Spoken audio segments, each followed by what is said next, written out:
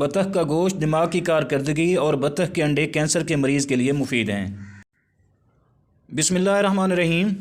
अस्सलाम वालेकुम व्यूअर्स, आज मैं आपको बतख के गोश्त के मुताल्लिक़ बताने वाला हूँ।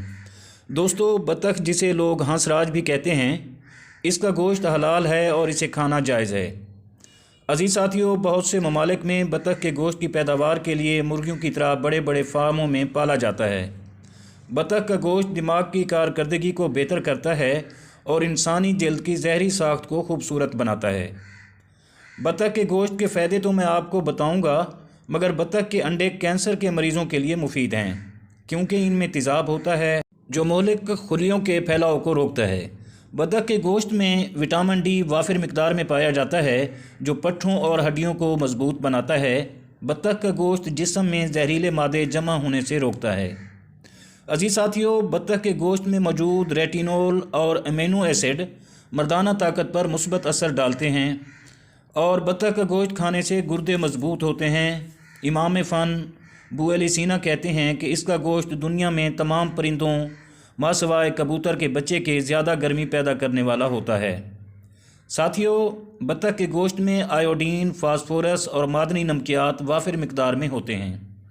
इसका गोश्त खाने से पेशाब के ज़रिए जिगर, गुर्दों और मसाना के जहरीले फुजलात खारिज होते हैं और जिस्म को हल्का करते हैं। अजीज़ साथियों, बतख के गोश्त में मौजूद जिंक, आयरन, कैल्शियम इंसानी जिस्म की तामीर में फ़ायदेमंद हैं।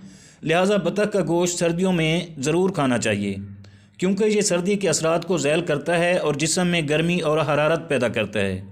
दोस्तों, अब बात करते हैं बतख के अंडों की। तो बतख के अंडों में गंधक, फौलाद और सोडे की वजह से हल्की सी बू आती है और इसकी जर्दी उबलने के बाद स्याही माइल हो जाती है। पुराने वक्तों के हकीम सर्दी के मौसम में पुरानी खांसी के मरीज़ों और सीना और फेफड़ों के अमराज में और नज़ला के लिए बतख का अंडा खाने की ताकीद करते थे। और वीवर्स, जो बच्चे 4 या 5 साल की उम्र तक पहुँच कर भी बोल नहीं पाते, उनको रोज़ाना बतख का अंडा तल कर खिलाने से वो जल्दी बोलने लगते हैं।